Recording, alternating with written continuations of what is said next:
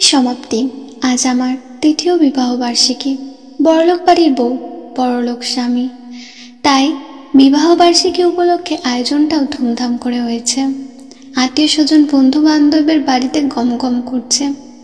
লোকের কাছে এটা বাড়াবাড়ি মনেই হবে, কিন্তু আমার স্বামী রোশান এটা সেলিব্রেট করতে চায়, মনে রাখার মতো করে। জানি না কোন জন্মে ভালো কাজ করেছিলাম, যার ফলে এমন স্বামী পেয়েছি। এত এত ভালোবাসে, কেয়ার করে। তার ভালোবাসা দেখে মাঝে মধ্যে নিজেরই হিংসে হয়। পার্লার থেকে লোক আসছে আমাকে সাজাতে। ফাউন্ডেশন দেওয়ার শেষ না হতেই শাশুড়ি মা আসলেন। রোশানের ফোনটা আমার হাতে দিয়ে বললেন, দেখো তো বৌমা, কে কল করছে। রোশানটাও না কেমন পাগলা, ফোন ফেলেই চলে গেছে। তুমিই কথা বলো, জরুরি হতে পারে। ফোনটা হাতে নিয়ে রিসিভ করার আগেই রিং কেটে গেল। রেখে দিলাম পাশে। মুচকি মুচকি হাসছি আমি, ভাবছি নিশ্চয়ই পাগলটা আমাকে সারপ্রাইজ দেওয়ার জন্য কিছু কিনতে গেছে। ইস, কত ভালোবাসে আমায়। টুংটাং শব্দে রোশানের ফোনে মেসেজ আসলো। ইচ্ছে না থাকার সত্ত্বেও ফোনটা হাতে নিলাম। কতবার ফোন করলাম তোমায়, শোনো, বাজারে এখনো থেকে থাকলে মেয়ের জন্য আইসক্রিম নিয়ে এসো, চকলেট ফ্লেভার। পাগল করে দিচ্ছে আমায়। এটা পড়তেই কেঁপে উঠল আমার হাত। চোখ বন্ধ করে জোরে জোরে নিঃশ্বাস নিলাম দুবার। নিজেকে বোঝালাম এমন কিছুই না, ভাবা যায় না, হয়তো কোনো মিস্টেক, ভুল জায়গায় মেসেজ আসছে। তারা আমায় বইয়ের সাজে সাজালো। মাশাআল্লাহ, রানীর মতো দেখাচ্ছে আমায়। আমার এখন তার স্বপ্নে বিভোর থাকা উচিত, কিন্তু আমার মাথা থেকে সেই মেসেজটার কথাগুলো সরছেই না কোনো মতে। বারবার না চাইতেও মস্তিষ্কে উকি মারছে। ভেতরে শুরু হলো অদ্ভুত ছটফটানি। আমার স্বামীকে আমি অন্ধের মতো বিশ্বাস করি, তবু নিজের ভেতরের অশান্তির জন্য একলা হয়ে নীরব জায়গায় গিয়ে কল করলাম ওই নাম্বারে। মেয়েলি কণ্ঠ। একটু চালাকি করে বললাম, ফোনটা অনেকক্ষণ থেকে এই জায়গায় ফেলে রাখা, কোনো মালিক পাচ্ছি না, আপনি কে? ডায়ালে আপনার কল দেখলাম। আক্ষেপের সুরে শোনা গেল অপর পাশে, বাবা তাই নাকি? আর আমি ফোন দিয়েই যাচ্ছি। বড্ড বেখেয়ালি মানুষটা। এটা কোন জায়গা আপু? আমি জায়গার নাম বললে উনি বললেন, আপনার ওখান থেকে আমার বাসা 3 ঘন্টা রাস্তা। আপনি মেয়ে হয়ে তো এত রাতে আসতে পারবেন না, কি করা যায়? এই ফোনটা আপনার? দুরু দুরু মনে জিজ্ঞাসা করলাম। না, আমার নয়, আমার স্বামীর। হয়তো টের পাননি, পড়ে গেছে বা থেকে গেছে। ওনার কথা শুনে নিভে গেলাম আমি। নিভে গেল পুরো শরীর। জানলার গ্রিল ধরলাম শক্ত করে। এক বুক হতাশ আর কৌতূহল নিয়ে ফের প্রশ্ন করলাম, নাম কি আপনার স্বামীর? দেখি চিনতে পারি কিনা। চিনলে ফোনটা পৌঁছে দেব। জি জি, দেখেন ওর নাম হলো রোশান। না, লোহার গ্রিলও আমায় আর আটকে রাখতে পারল না। পড়ে গেলাম অচেতনভাবে মেঝেতে। হাত পা দ্রুত গতিতে কাঁপছে, হৃদস্পন্দন ক্রমশ ওঠানামা করছে। উঠে দাঁড়ানোর এক রতি শক্তি নেই আমার। আপু শুনছেন? কই গেলেন? অপর পাশ থেকে উনি ডাকছেন। প্রাণপণে চেষ্টা করে নিজেকে সংযত করলাম। স্বাভাবিক কণ্ঠে বললাম, চিনতে পারেনি এ নামে কাউকে। আপনি আপনার ঠিকানাটা দিয়ে রাখুন, আপনার বাসায় কাল সকালে এসে পৌঁছে দেব। ওকে, ধন্যবাদ আপু, বলতে শোনা গেল। নিজের শরীরটা নিজের কাছে বড্ড বোঝা মনে হচ্ছে এই মুহূর্তে। তাকে টেনে তোলার শক্তি পাচ্ছি না। অবশেষে ঢলতে ঢলতে নিজেকে নিয়ে আসলাম আবছা অন্ধকার ব্যালকানিতে। পুরো শহরের লাল নীল আলো তখন জ্বলছে নিভছে। পা ছড়িয়ে পাগলের মতো বসে পড়লাম ঠান্ডা মেঝেতে। মাঝে মধ্যে আবার চিত হয়ে শুয়ে পড়ছি, কিন্তু কোনোভাবেই শান্তি পাচ্ছি না। মাটির সাথে মিশে যেতে ইচ্ছে করছে। এই ব্যালকানি থেকে হুট করে নিচে লাফ দিতেও ইচ্ছে করছে, কিন্তু দেব না। এই কাহিনী শেষ দেখে তবেই ছাড়বো। কেন সে এমন করলো? এত সুন্দর করে যত্ন করে আমাকে ঠকালো। চুল, শাড়ি, গয়না সব টেনে হিঁচড়ে খুলে ফেললাম। কার জন্য এই সাজ? কারো জন্য না, কেউ আমার না। অর্ধেক শাড়ি ডলা বেঁধে মুখে গুজে দিয়ে চিৎকার করলাম সমস্ত শক্তি দিয়ে, তবু ভেতরের আগুন এক ফোঁটাও নামার নাম নয়। কয়লার মতো দাউ দাউ করে ঝুলছে। খুব করে মন চাচ্ছে এই মুহূর্তে বৃষ্টি নামুক এই শহরে, শুধুমাত্র আমি চিৎকার করে কান্না করার জন্য বৃষ্টি নামুক, আমার জন্য নামুক। কারো হাতে স্পর্শ পেলাম, ঘাবড়ালাম না, এই স্পর্শ খুব পরিচিত। সে বিস্ময়ে প্রশ্ন করল, তোমার এই অবস্থা কেন? কি হয়েছে? কেউ কিছু বলেছে? বলো। মাথা নাড়ালাম, কিছুই হয়নি। সে এক মুহূর্ত দেরি না করে কোলে তুলে নিল আমায়। আমি তার মুখের দিকে চেয়ে আছি। কত সুন্দর আর নিষ্পাপ মানুষটা, মায়ায় ভরা পুরো চেহারা। সে আমি ছাড়া অন্য কারো না, ভাবতেই পারছি না। আমায় সাথে নিয়ে ধপাস করে শুয়ে পড়ল খাটের উপর। অপলকভাবে তাকিয়ে থাকলো আমার চোখে। এক সময় বলল, তোমার মন খারাপ? নিজের কি অবস্থা করেছ? তোমাকে খুশি করার জন্য এত আয়োজন আমার, তুমি এমন মনমরা থাকলে আমার পুরো দুনিয়ায় বিষাদ লাগে। প্লিজ হাসো। আমি শুকনো হাসলাম। কি নিখুঁত অভিনয় মানুষটার। মনের কোণায় একবার উকি দিল একটি কথা, হয়তো সবকিছু মিস্টেক। রোশন নামে তো আরো মানুষ আছে, কিন্তু নাম্বার এমন হলে তো 3 বছরে আমি একবার হলেও টের পেতাম। নাকি মানুষ চিনতে এই 3 বছরেও নিতান্তই কম সময়। তাহলে কতদিন লাগে মানুষ চিনতে? মেয়েটার একটা বাচ্চা আছে। যদি এটা সত্যি হয়ে থাকে তাহলে রোশন তাদের সময় দেয় বা কখন? সারাদিন বিজনেস নিয়ে বিজি থাকে, সপ্তাহে 2 বার বাইরে যেতে হয় বিজনেসের কারণে। ভেতর মোচড় দিয়ে উঠল আমার। তাহলে কি সেসব রাতে তাদের কাছে যায়? আর দিনের বেলা তো চাইলেই যে কোনো সময় যেতে পারে। আমি মাথা ঝাঁকা দিয়ে উঠলাম। কোনো হিসেব মিলছে না আমার। সে ব্যস্ত হয়ে উঠল। কি হয়েছে সমাপ্তি? এমন করছো কেন? না, তারে বলা যাবে না, কাল আমি নিজেকেই পুরোটা জানবো। বেচারা আজকে বিশেষ দিনের জন্য বোধহয় ফোনের কথাও ভুলে গেছে। ঠিকানাটা নিয়ে কল লক ডিলিট দিয়ে আমিও ফোনটা টেবিলের উপর রেখে দিয়েছি। আমাকে রেখে এই রাতে আর ফোনে হাত দেবে না, কলও দেবে না। নিশ্চিন্ত হলাম। তাহলে সে জানার আগেই আমি সব জেনে যাব। সে লাইট অফ করে নীল ডিম লাইট জ্বালালো।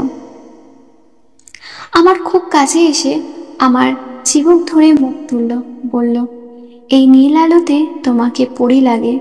তারপর আলতো করে শুয়ে দিল আমায়।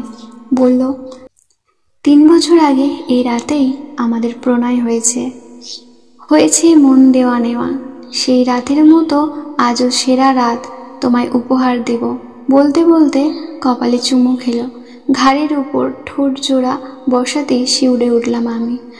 অন্যদিন হলে ভালো লাগতো, কিন্তু আজ অস্বস্তি লাগছে। আজ ভালো লাগার সাথে ঘৃণা, অভিমান, কান্না সব জড়িত। একবার ভাবলাম ছিটকে ফেলি দূরে, না, সেটাও সম্ভব হবে না। সে শক্তি এই মুহূর্তে নেই আমার। মনে মনে বললাম, যা ভাবছি তা যদি সত্যি হয় তবে আজ শেষবারের মতো বিলিয়ে দিলাম তোমার কাছে। কোনো বাধা নেই আমার। সারা রাত এক বিন্দুও ঘুম হয়নি। কাঁদতে কাঁদতে কাটিয়েছে পুরো রাত।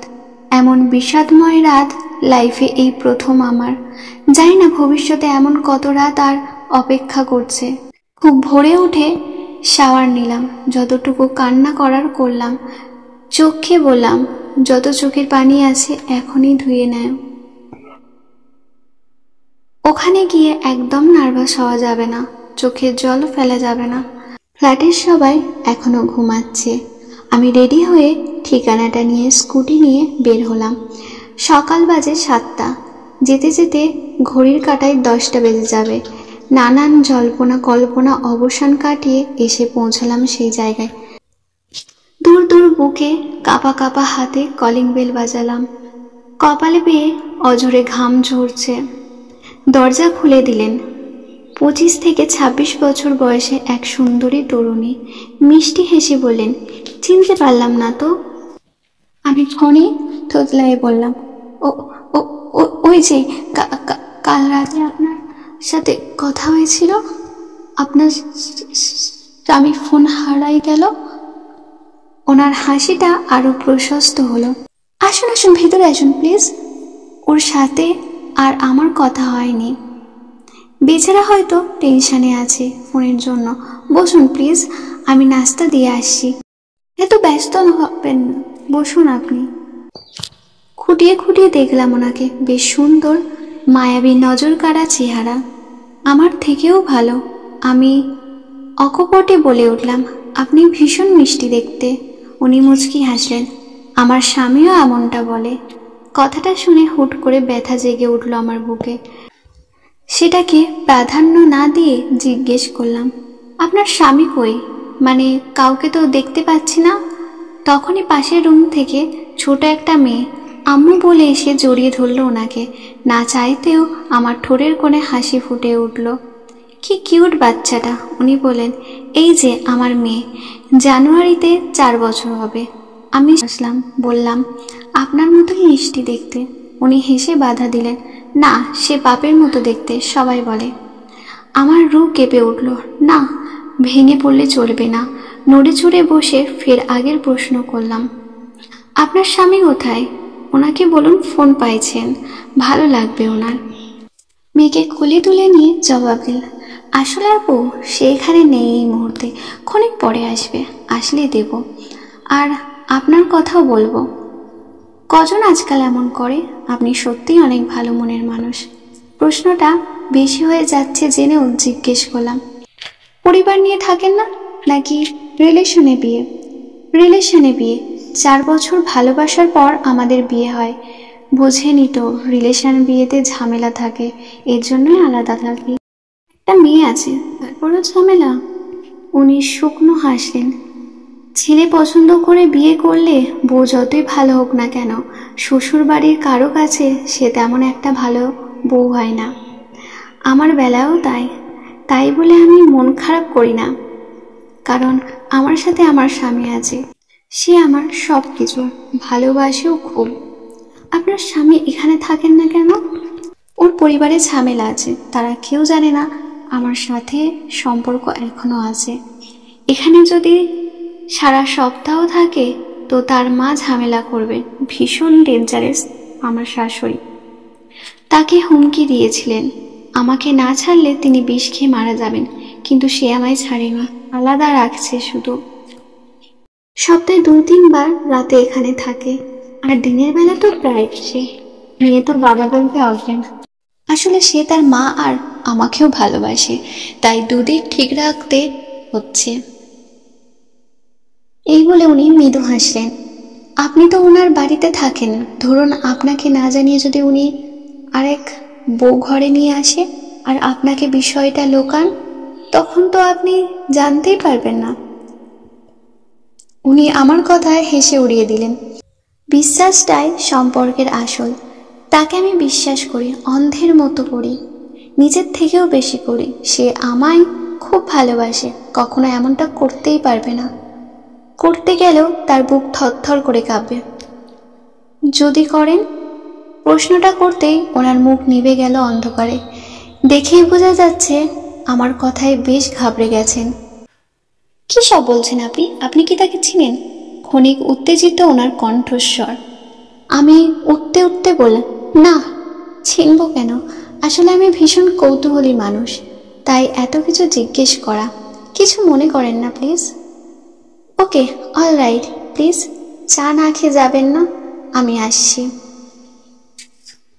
এই বলে উনি কিচেনে চলে গেলেন। আমি এই ফাঁকে বেডরুমে উকি দিলাম। দেয়ালে বড় করে ঝুলানো ফ্রেম, মা, মেয়ে আর রোশনের ছবি। মনে হচ্ছে পরিপূর্ণ একটা সুখী ফ্যামিলি। আমার পায়ের তলা থেকে ক্রমশ মাটি সরে যাচ্ছে। একজন মানুষ আর কিভাবে স্থির থাকতে পারে আমার জানা নেই। আমি আর পারছি না, মন চাচ্ছে এই জায়গায় বসে জোরে জোরে চিৎকার করি। কোনোভাবে চাটা শেষ করে বেরিয়ে আসলাম সে বাসা থেকে। চোখ বন্ধ করে ভাবতে লাগলাম রোশন আর আমার একান্ত মুহূর্তগুলোর কথা। ইস, কত যে ভালোবাসা মেশানো সে দিনগুলো। ভেতরে ভেতরে গর্জন করে উঠলাম, এসব কিছুই ভালোবাসা না, ছাই। কি নিখুঁতভাবে অভিনয় করলো মানুষটা। শুধু সে আমার সাথে করেছে তা না, আরেকজনের সাথেও। আমার যতটুকু খারাপ লাগছে উনি শুনলে নিশ্চয়ই তার থেকেও দ্বিগুণ বেশি কষ্ট পাবেন, ভেঙে পড়বেন। প্রেমের বিয়ে, তার জন্য ঘর ছাড়লো মেয়েটা, বাচ্চাও আছে। কি মায়াবী চেহারা। এমন একটা মানুষকে কিভাবে কেউ ধোঁকা দেয়? বেলা শেষে একটা প্রশ্ন থেকেই যায়, আসলে পুরুষ আটকায় কিসে? উনি কত বিশ্বাস করেন রোশানকে, অন্ধের মতো বিশ্বাস। যদি জানেন রোশানের দ্বিতীয় বউ আমি, কেমন রিয়েক্ট হবে ওনার? না ভাবতেই পারছি না।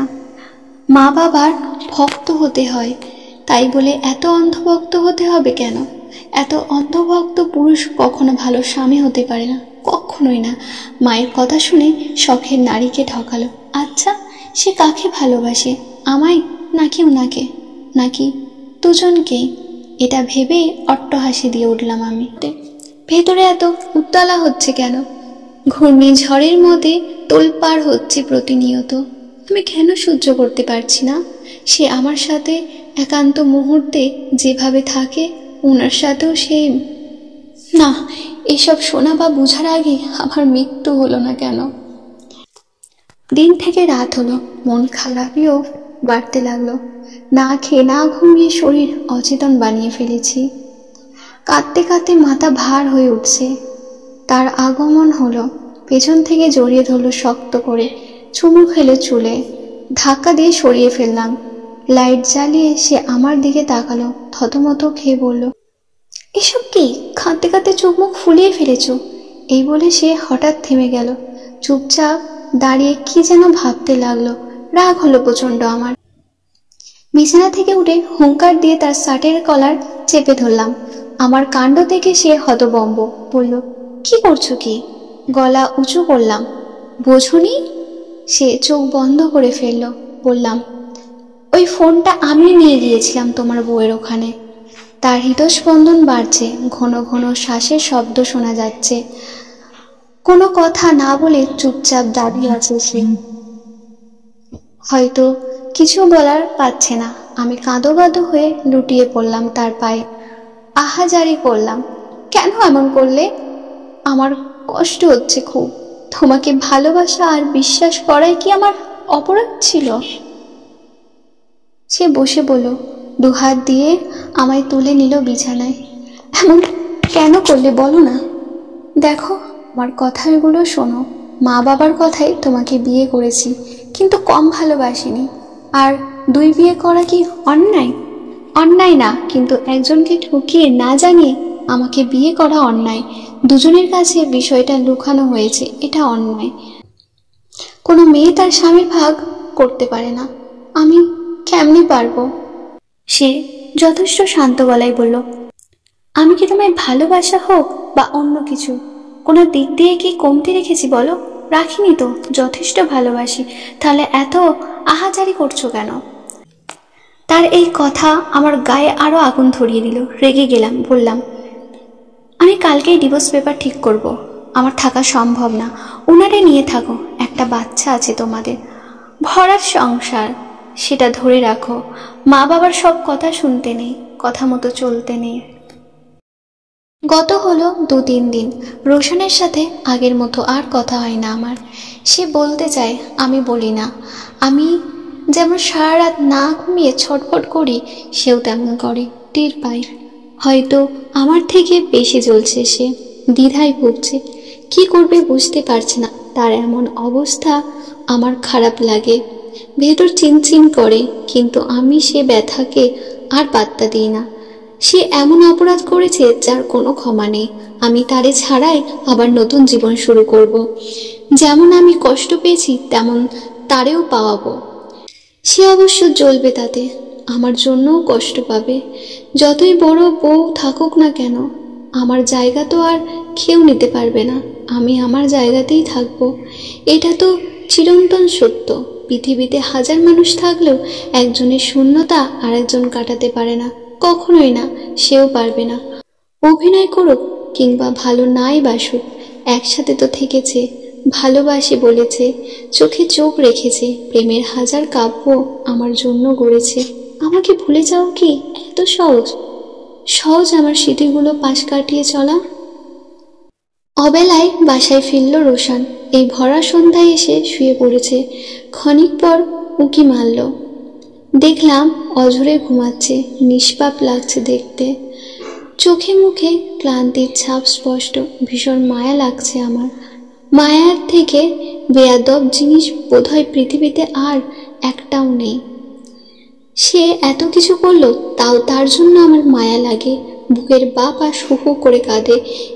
এই যে এই মুহূর্তে আমার বেহায়া আর অবাধ্য মন চাচ্ছে শুধু একটিবার তার এই ক্লান্ত মুখের গভীর ভালোবাসায় হাত বুলিয়ে দিতে। হঠাৎ আসা বৃষ্টির মতো চোখে জলের ফোয়ারা বইতে লাগলো আমার। শাড়ির আঁচল দিয়ে চোখ মুছে আর এক সেকেন্ডও দেরি না করে বেরিয়ে আসলাম রুম থেকে।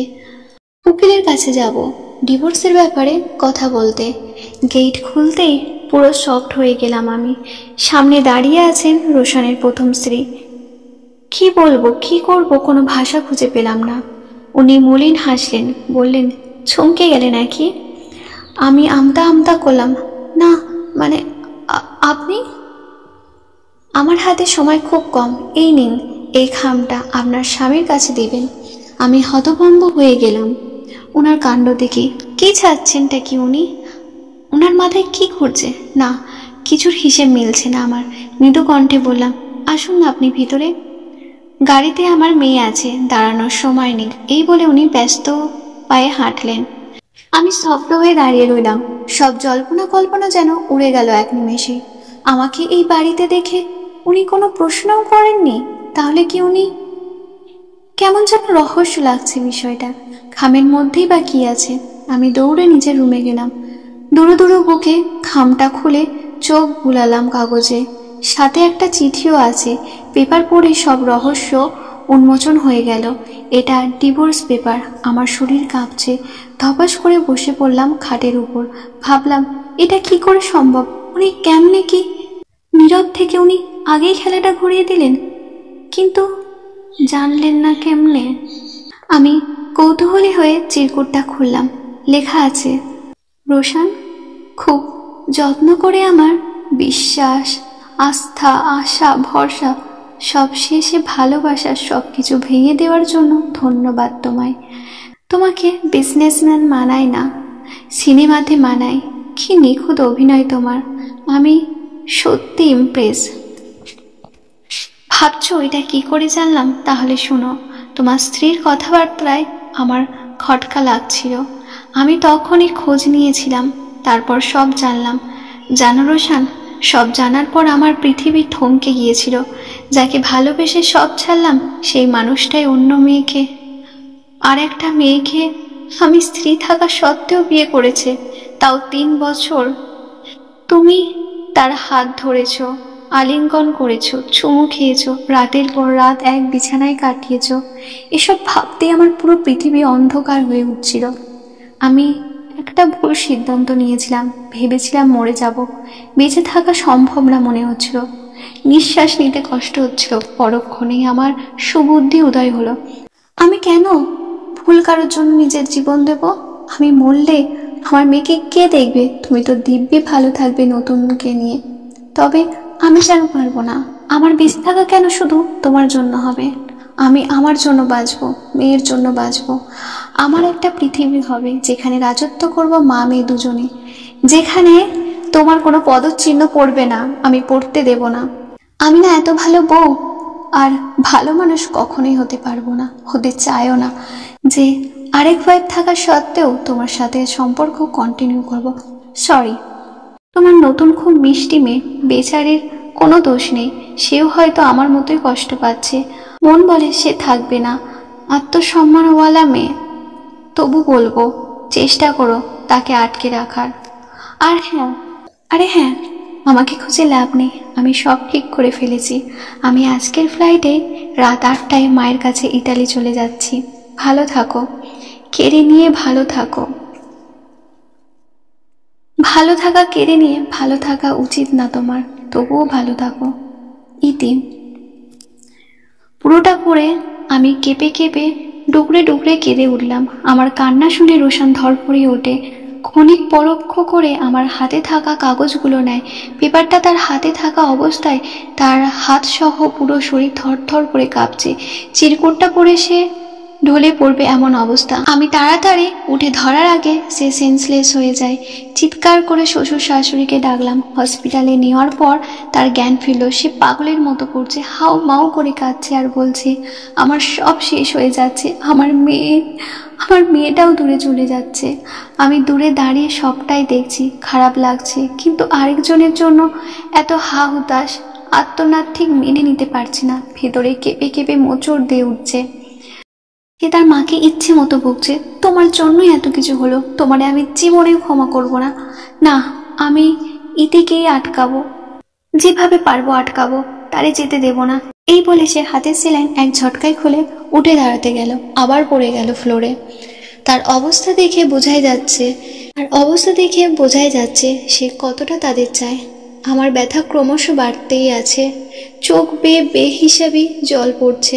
আমি এতক্ষণ চুপচাপ দেখছিলাম সব। এখন পাশে এসে একটু উত্তেজিতভাবে বললাম, যখন এসব করেছো তখন ভাবনি এর ফল কি হতে পারে? পাগলামি করো না আর। এখন বাজে রাত 9টা। ওনার ফ্লাইট 1 ঘন্টা আগেই হয়ে গেছে,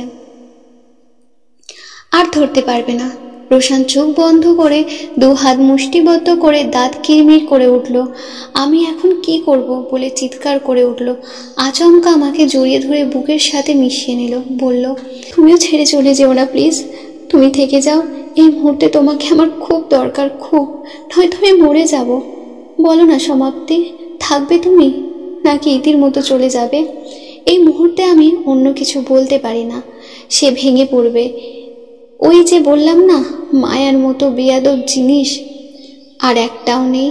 এই মায়ের জন্যই তার এই খারাপ সিচুয়েশনে কাট বলতে পারছি না যে আমি কখনোই তোমার থাকবো না, অল্প দিনের ভেতরেই ডিভোর্স দিয়ে দেব। তবু তাকে আশ্বাস দিলাম, শান্ত হও, আমি যাব না, সুস্থ হয়ে ওঠো আগে। চাঁদনির রাত, চাঁদ তার আলোয় সাজিয়ে দিয়েছে মাটির পৃথিবীকে। আকাশে হাজারো তারা ঝিলমিল করছে, ঝিরিঝিরি মন খারাপি হাওয়া উঠছে। আমি অপলকহীন তাকিয়ে থাকলাম আকাশ পানে।